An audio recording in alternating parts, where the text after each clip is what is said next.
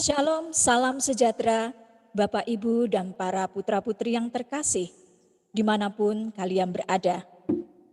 Selamat bergabung dalam acara Rekoleksi BKSN tahun 2020, yang kali ini akan mengusung tema tentang mewartakan kabar baik di tengah krisis iman dan identitas.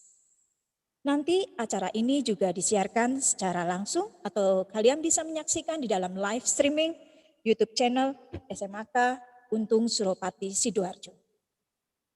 Bulan September bagi seluruh umat Katolik di Indonesia mengkhususkan pada pendekatan ke Tuhan melalui acara BKSN atau Bulan Kitab Suci Nasional. Dan SMAK Untung Suropati sebagai sekolah Katolik juga mengajak Bapak Ibu dan juga putra-putri untuk ikut semakin mengakrabkan diri dengan Tuhan melalui acara rekoleksi pada hari ini. Dan hari ini acara rekoleksi BKSN tahun 2020 akan dipandu oleh Bapak Yosef Faina Demets. Baiklah, mari kita satukan hati kita sebelum acara ini dimulai dengan berdoa. Oh ya, nanti sebelumnya saya infokan bahwa setelah rekoleksi ini berakhir, para putra-putri atau para siswa akan melakukan sebuah refleksi sebagai buah dari proses kegiatan kita di pagi hari ini. Marilah sekarang kita satukan hati kita dengan berdoa. Allah yang Maha Rahim, Kau adalah pribadi yang penuh kasih kepada kami. Kasih-Mu sungguh tampak dalam pengampunan yang tanpa pamrih. Karena itu, bukalah hati kami, agar kami semakin terbuka untuk memahami sabda-Mu pada hari ini. Bentuklah kami menjadi pribadi yang penuh kasih, supaya kami semakin pantas menjadi anak-anak-Mu. Hadirkanlah Roh Kudus-Mu di tengah-tengah kami, supaya acara kegiatan BKSN pada hari ini berlangsung dengan lancar. Semuanya ini ya Tuhan, kami alaskan kehadirat-Mu dengan perantaraan Putra-Mu yang terkasih, Tuhan kami, Yesus Kristus. Amin.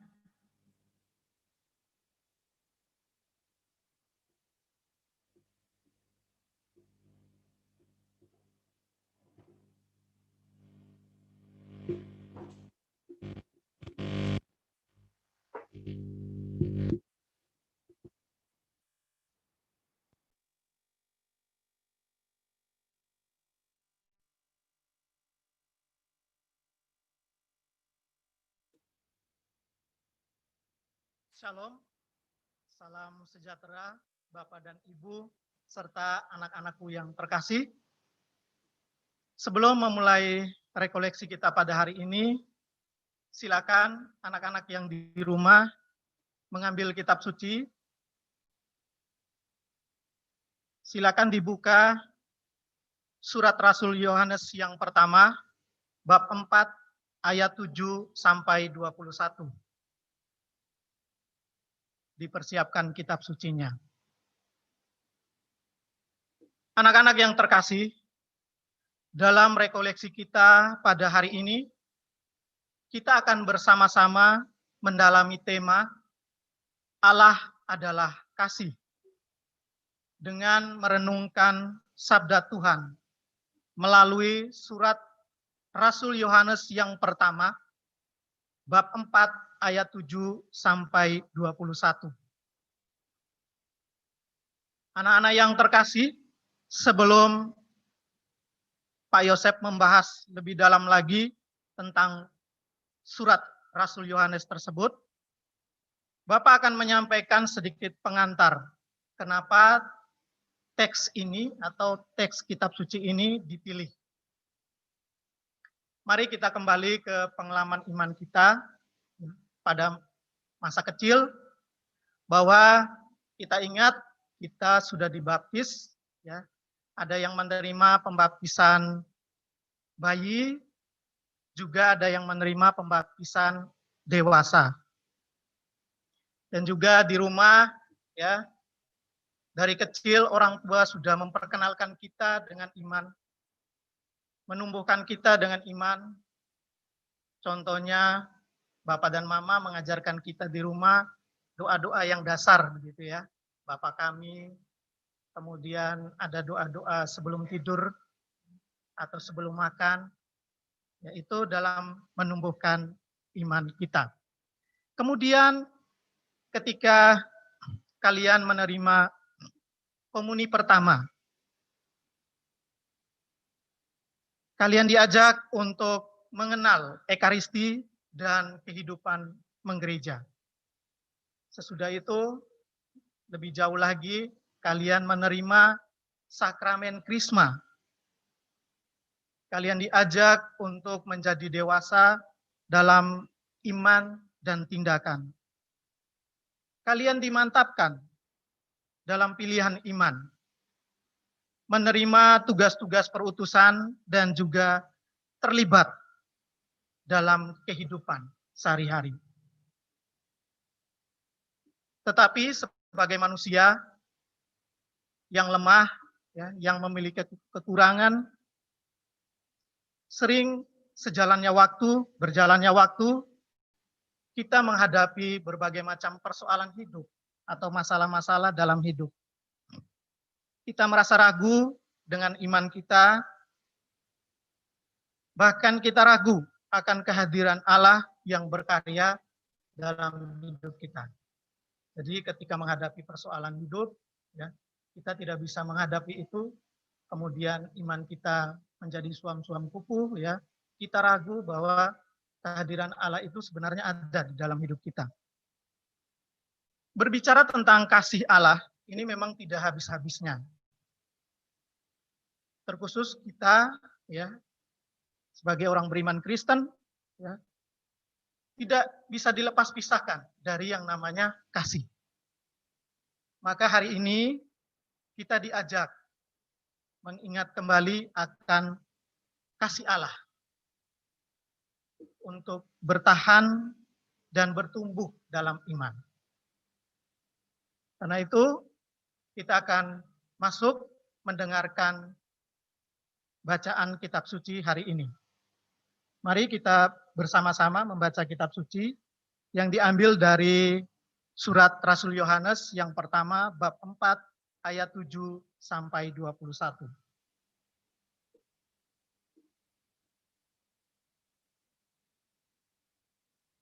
Allah adalah kasih.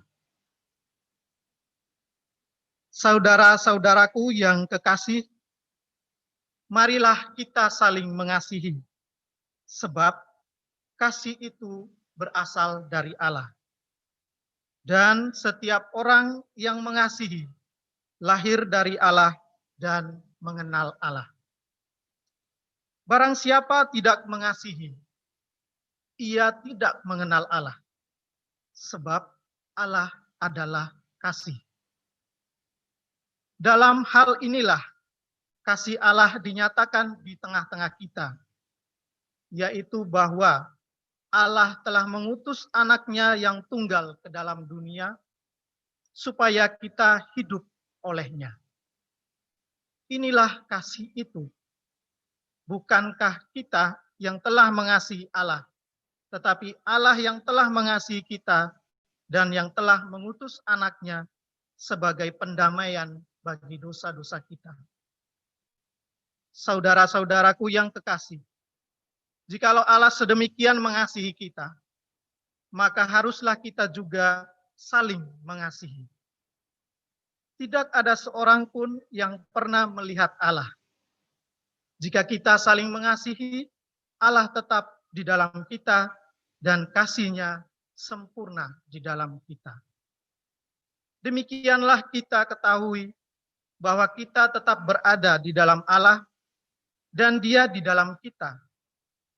Ia telah mengaruniakan kita mendapat bagian dalam Roh-Nya. Dan kami telah melihat dan bersaksi bahwa Bapa telah mengutus anaknya menjadi juru selamat dunia. Barang siapa mengaku bahwa Yesus adalah anak Allah, Allah tetap berada di dalam dia, dan dia di dalam Allah. Kita telah mengenal dan telah percaya akan kasih Allah kepada kita. Allah adalah kasih, dan barang siapa tetap berada di dalam kasih, ia tetap berada di dalam Allah, dan Allah di dalam dia. Dalam hal inilah kasih Allah sempurna di dalam kita, yaitu kalau kita mempunyai keberanian percaya pada hari penghakiman. Karena sama seperti dia, kita juga ada di dalam dunia ini.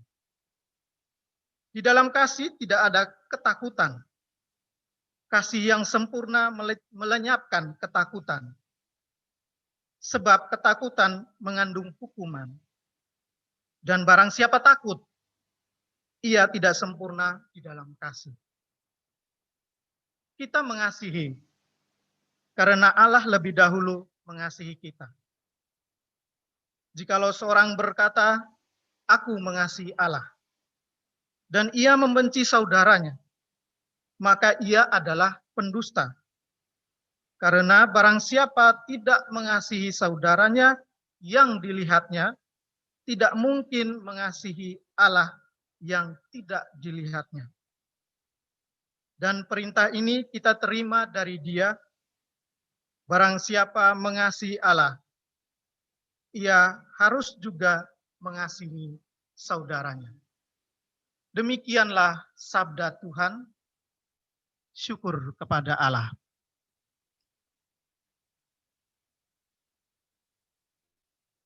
Bapak, Ibu, anak-anak yang terkasih, setelah membaca dan mendengarkan surat Rasul Yohanes yang pertama, bab 4 ayat 7 sampai 21, kita akan merenungkan beberapa poin-poin penting, beberapa pertanyaan-pertanyaan penting yang untuk direnungkan hari ini, sehingga kita dapat mendalami, mengerti, dan memahami apa itu kasih Allah. Pertanyaan yang pertama, kalau kita baca dalam perikop tadi, Allah seperti apa yang diwartakan? Atau Allah seperti apa yang dimaksud oleh Rasul Yohanes ini? Mari kita lihat kembali ke kitab suci, kita lihat pada ayat yang ke-8. Bapak akan bacakan lagi ayat ke-8. Barang siapa tidak mengasihi, ia tidak mengenal Allah, sebab Allah adalah kasih. Ayat ini jelas, ya, menampilkan bahwa siapa itu Allah. Allah yang mengasihi. Allah adalah kasih. Kalau kalian, ya, anak-anak yang terkasih, membaca kitab suci dari Perjanjian Lama, dikisahkan bahwa orang-orang Israel itu mengalami krisis iman.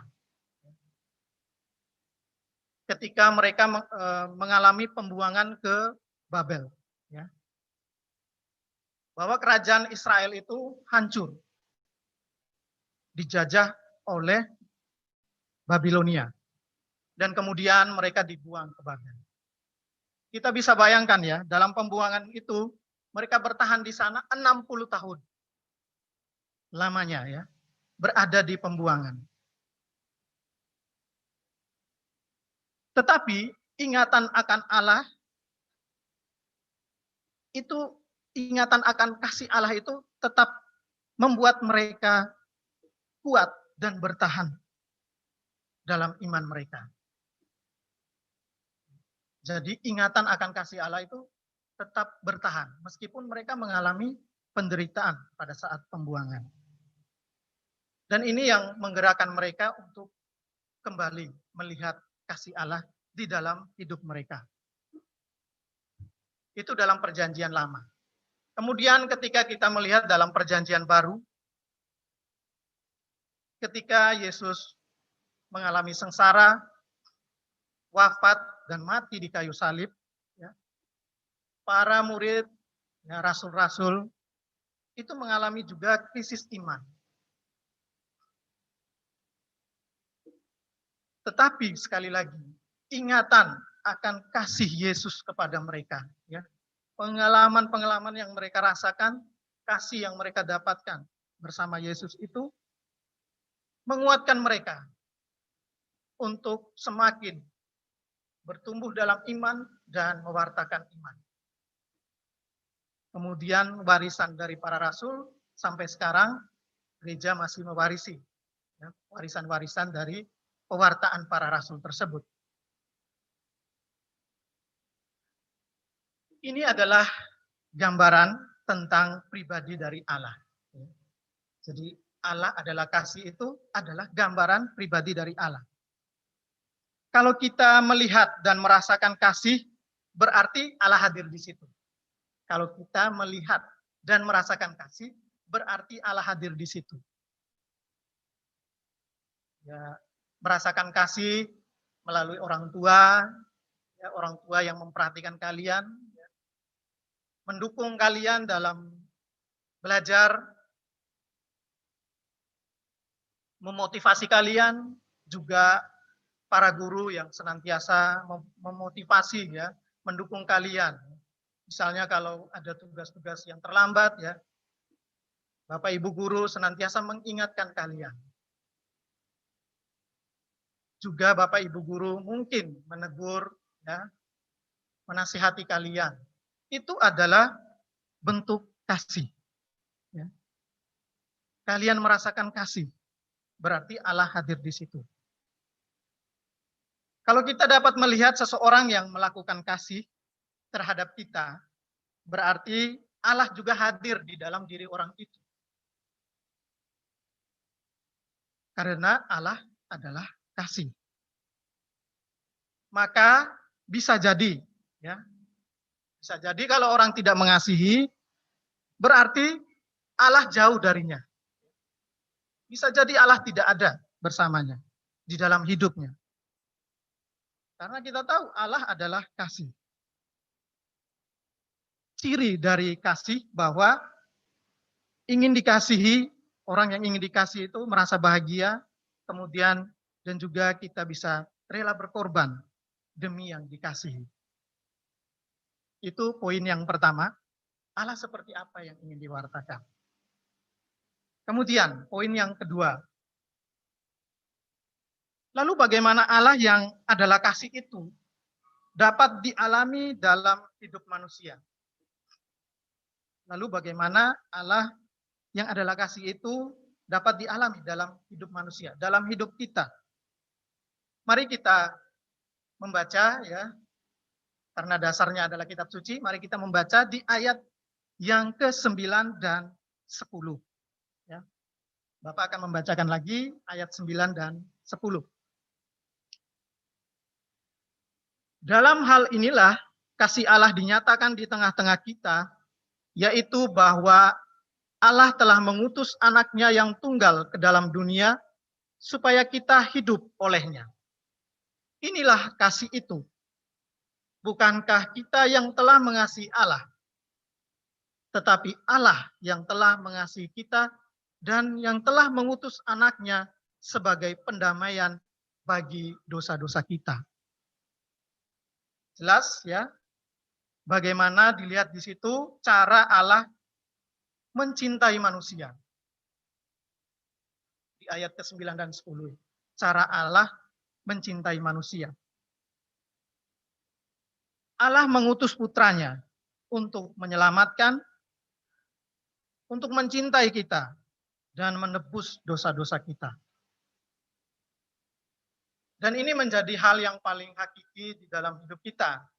Dasar, ya, dari iman kita bahwa kita diselamatkan, ya, kita dicintai, dan kita ditebus. bahwa dalam kehidupan sehari-hari kita diberi makan, ya, kita minum, kita diberi kesehatan, itu adalah oke. Oke, ya memang ya seperti itu ya, kita diberi makan, diberi minum.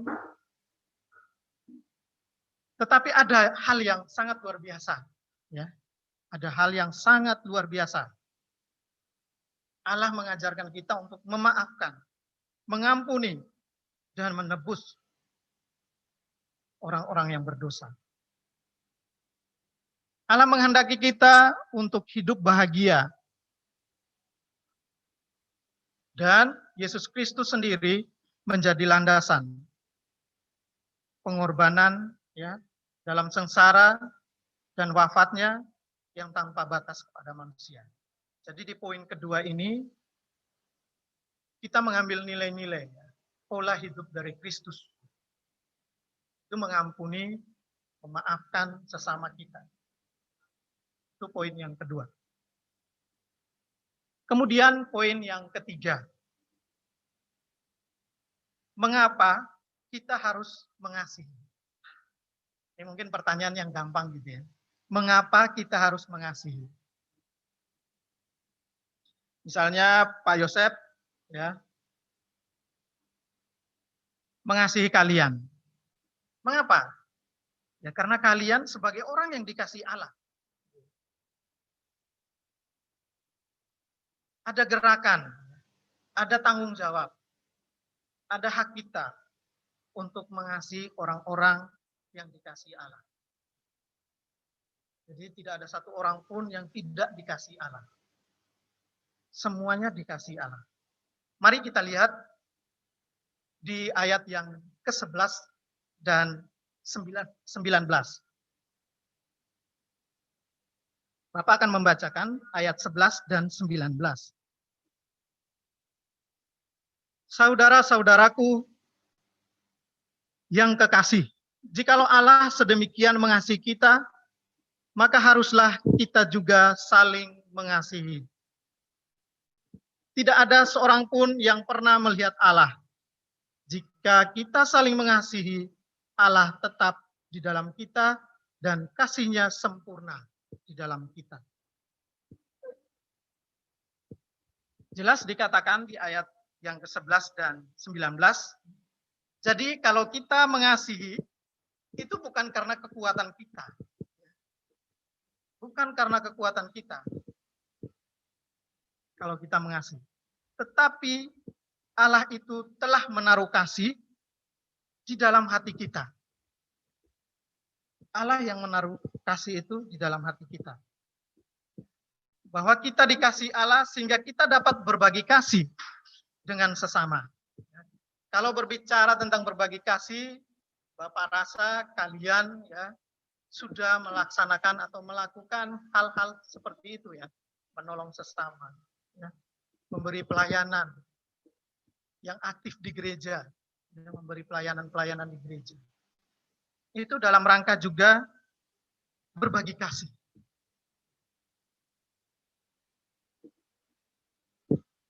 Orang yang kesulitan ya, merasakan kasih, itu biasanya tidak mengalami kasih Allah. Maka penting bagi kita untuk menyadari bahwa Allah itu mengasihi saya. Ayo, siapa di antara kalian yang tidak merasa bahwa kalian dikasihi oleh Allah? Bisa angkat tangan? Semuanya pasti merasakan kasih Allah. Allah yang mengasihi saya, yang mengasihi pribadi saya. Maka di dalam rekoleksi ya, seperti hari ini ya, di dalam retret kelas 10, yang kelas 11 ya mengalami retret, yang kelas 12 juga mengalami retret, atau di dalam renungan-renungan atau di dalam firman-firman Tuhan yang kita baca, atau di dalam doa-doa kita harian ya, di rumah, atau doa-doa kita di sekolah dan sebagainya, dimanapun kita berada, itu sebenarnya kita diajak ya untuk pertama-tama merasakan hidup kita ini dikasihi oleh Allah. Berarti kita merasa pertama-tama bahwa hidup kita ini dikasihi oleh Allah. Makanya dalam doa ya kita senantiasa bersyukur diberi rahmat kesehatan, ya, diberi nafas kehidupan. Ini bagaimana kita merasa bahwa kita dikasihi oleh Allah. Dan kasih Allah itu memanggil kita untuk membalas kasih itu, yaitu mengasihi Allah dan sekaligus mengasihi manusia atau mengasihi orang lain. Itu panggilan kita, bahwa kita mengasihi Allah dan juga mengasihi orang lain. Yang berikut, pertanyaan yang berikut, ya, poin yang berikut, mengapa di dalam kasih tidak ada ketakutan? Tadi mungkin kalian baca, ya, di dalam itu ada tulis seperti itu ya. Mengapa di dalam kasih tidak ada ketakutan? Mari kita lihat kembali ke ayat yang ke-18. Bapak akan membacakan ayat yang ke-18. Di dalam kasih tidak ada ketakutan. Kasih yang sempurna melenyapkan ketakutan. Sebab ketakutan mengandung hukuman. Dan barang siapa takut, ia tidak sempurna di dalam kasih. Pertanyaan bagi kita, mengapa orang yang mengalami kasih itu tidak pernah takut? Pernah nggak kalian merasakan seperti itu? Bahwa kalian merasa dikasih dan kalian tidak merasa takut dalam hidup kalian. Merasakan kasih Allah, kemudian kalian tidak merasa takut menghadapi segala sesuatu dalam hidup. Bahwa di dalam kasih itu ada kebenaran, ya. Ada nilai-nilai kejujuran, ada ketulusan di situ. Sebagai manusia ya kita lemah, ya, kita sering jatuh dalam dosa, ya. Kita pernah takut melakukan kesalahan, ya. Kita pernah takut melakukan kesalahan. Mungkin karena kecerobohan kita, ya, dan kita merasa takut karena kita telah melakukan suatu kesalahan. Tetapi kalau orang yang tidak melakukan kesalahan, dia melakukan kasih yang baik, dia belajar yang baik, melakukan pekerjaannya dengan tekun, belajar dengan tekun, ya, setia, ya, dia tidak akan mengalami takut. Banyak orang-orang yang seperti itu, ya. Contohnya orang yang jujur, ya, orang yang benar, orang yang tulus, itu tidak akan pernah takut dengan siapapun. Kalian bisa lihat, ya, orang-orang yang seperti itu. Orang yang jujur, benar, dan tulus tidak akan pernah takut. Yang kelima, terakhir, poin yang terakhir. Apa yang harus kita lakukan setelah kita dikasih oleh Allah? Ini aksi, ya. Jadi apa yang harus kita lakukan setelah kita dikasih Allah? Mari kita baca di ayat yang ke-21. Dan perintah ini kita terima dari Dia. Barang siapa mengasihi Allah, ia harus juga mengasihi saudaranya. Jelas, ini adalah perintah dari Tuhan. Dan ini penting dalam hidup kita. Barang siapa mengasihi Allah, dia mengasihi sesamanya. Orang tidak bisa berbicara tentang kasih. Orang tidak bisa berbicara tentang kasih, ya, tidak bisa memuji Allah, tetapi dalam kehidupannya dia melakukan hal-hal yang di luar dari kasih. Misalnya memukul teman, gosip-gosip dan sebagainya, mungkin ya gosip-gosip yang negatif, gitu ya.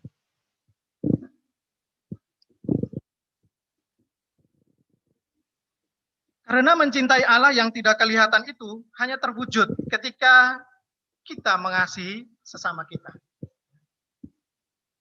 Ketika kita mengasihi sesama kita, berarti kita mengasihi Allah yang tidak kelihatan. eh, banyak orang-orang yang menginspirasi ya, orang-orang yang menginspirasi kita tentang bagaimana memaknai kasih Allah. Seperti Santa Teresa dari Kalkuta, ya. Kalau kalian membaca riwayat hidupnya, bagaimana dia bekerja di Kalkuta, ya, memberi pelayanan kepada orang-orang kusta di sana dengan penuh kasih, bukan saja secara fisik, ya, dia menyembuhkan, tetapi secara batinnya, secara spiritualnya, dia menyembuhkan orang-orang seperti itu. Orang-orang ini biasanya merasa tersingkir, ya, tidak diterima di dalam masyarakat. Tapi dengan kehadiran dari Santa Teresa, Bunda Teresa ini, ya, dia kemudian mengembalikan kepercayaan, ya, mengembalikan kepercayaan dan kekuatan, harapan, ya, bahwa Allah itu benar-benar hadir mengasihi sesama. Kemudian juga ya mungkin di kelas 12, ya, anak-anak yang di kelas 12 sudah tahu, Pak Yosef sudah memberi satu contoh, ya, di Malang, ya, ada seorang pendeta, ya, julukannya pendeta jalanan, gitu ya. Kemudian dia memberi kesaksiannya bahwa kasih itu tidak sebatas mimbar, ya, tidak sebatas mimbar. Tapi kasih itu harus nyata, harus menyentuh langsung. Kalau kalian baca di dalam kitab suci, bagaimana Yesus itu memberikan kasihnya, itu dengan satu kekuatan. Bukan hanya dengan doa, tetapi dengan aksi. Dia menyentuh langsung, ya, touch, menyentuh. Orang yang buta disentuh, kemudian menjadi bisa melihat. Orang yang lumpuh disentuh, bisa berjalan. Ini adalah kekuatan-kekuatan kasih. Oke. Apa yang kita pelajari dari teks ini, ya? Ada 3 poin sebenarnya. Yang pertama, Allah adalah kasih, dan kita diajak untuk setia dan bertumbuh dalam iman, dalam keadaan apapun, dalam keadaan seperti ini, ya, dalam pandemi seperti ini. Kita juga merasakan kasih Allah. Yang kedua, Allah adalah kasih, membagi kasih itu kepada manusia, sehingga kita tidak lari ke tempat yang lain. Larilah dan datanglah pada Allah yang adalah kasih. Dan yang ketiga, ada kesadaran akan kasih Allah, bahwa kita pada perutusan kita menjadi rasul kasih, ya, di rumah, di sekolah, dan di masyarakat. Menjadikan kasih Allah itu nyata dalam hidup kita sehari-hari. Selalu ada berkat kasih Allah yang kita bagikan. Pak Yosef yakin selalu ada berkat kasih Allah yang kita bagikan. Oke. Itu adalah sedikit renungan yang bisa Pak Yosef berikan kepada anak-anakku yang terkasih. Untuk menanggapi renungan ini, agar kita dikuatkan, senantiasa dikuatkan dengan kasih Allah, marilah kita menyatukan hati kita, menyatukan pikiran kita. Kita mau bersyukur kepada Allah dengan menyampaikan doa-doa kita. Mari kita ambil sikap doa yang baik. Anak-anak boleh, ketika Pak Yosef mengatakan marilah kita mohon, kalian menjawab.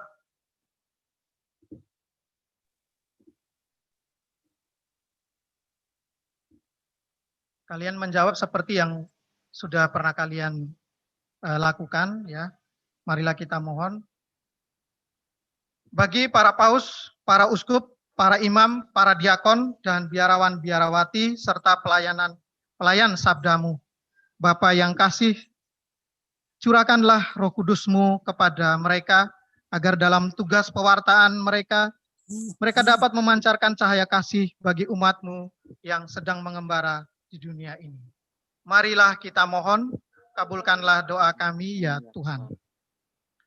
Bagi siswa-siswi SMAK Untung Surapati, Sidoarjo, Bapa Sang Kasih Sejati, tuntunlah dan berilah kekuatan kepada siswa-siswi kami dalam mengikuti penilaian tengah semester.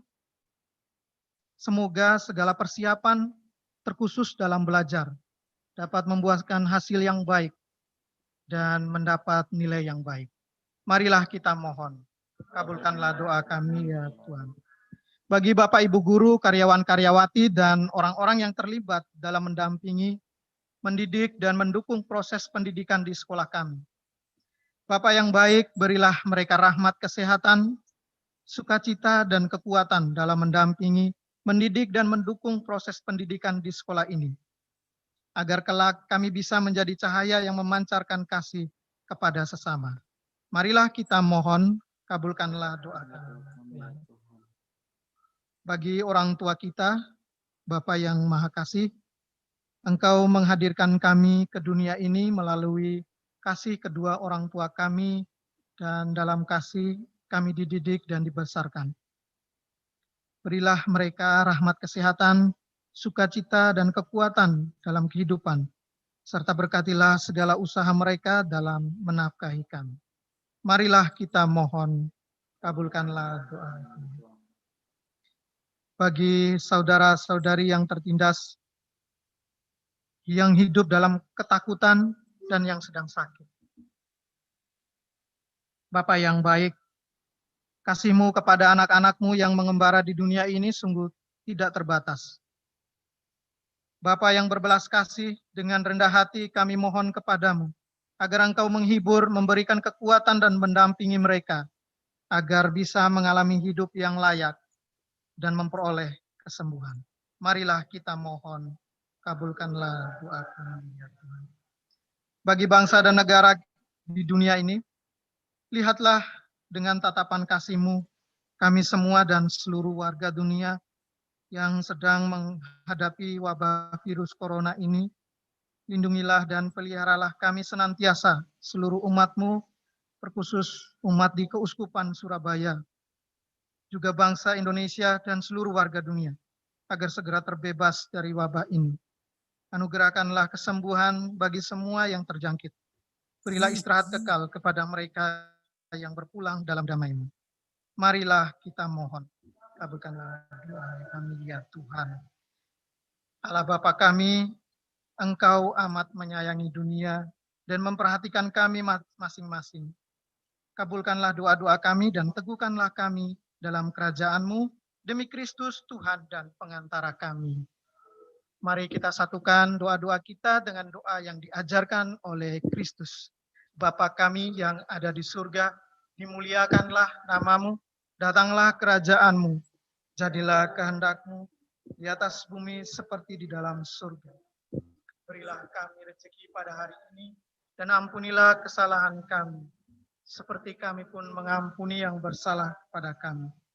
Dan janganlah masukkan kami ke dalam pencobaan, tetapi bebaskanlah kami dari yang jahat. Amin. Kemuliaan kepada Bapa dan Putra dan Roh Kudus, seperti pada permulaan, sekarang, dan selalu sepanjang segala abad. Amin. Marilah kita berdoa. Allah Bapa yang penuh kasih, puji dan syukur kami haturkan kepadamu atas segala berkat, atas segala rahmat yang boleh kami terima hingga saat ini. Bapa, terima kasih karena Engkau telah menguatkan dan meneguhkan kami dalam pendalaman akan firman-Mu. Kami semakin tahu bagaimana mengasihi, karena Engkau sendiri yang telah mengajarkan kasih itu kepada kami. Semoga dengan kasih-Mu kepada kami juga dapat membagikan kasih kepada sesama dimanapun kami berada.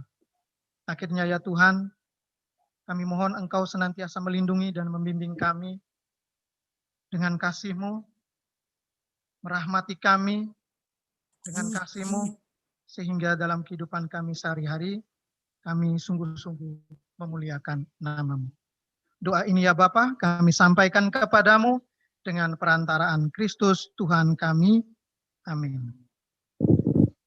Baik, para siswa yang terkasih, Bapak Ibu, rekoleksi kita telah selesai. Untuk pendalaman rekoleksinya, seperti yang sudah disampaikan oleh MEMIKA, ya. Nanti kalian akan langsung ke Google Classroom, akan mendalami pendalaman tentang rekoleksi ini, refleksi, ya, berdasarkan pertanyaan-pertanyaan yang sudah Pak Yosef dan MEMIKA berikan. Sampai di sini dulu. Terima kasih atas perhatian dari kalian. Ya. Terima kasih juga Bapak Ibu Guru atas dukungannya. Semoga kegiatan ini semakin menumbuhkan, menguatkan iman kita dalam menghadapi krisis seperti sekarang ini, ya, pandemi COVID-19. Oke, terima kasih dan Tuhan memberkati. Amin.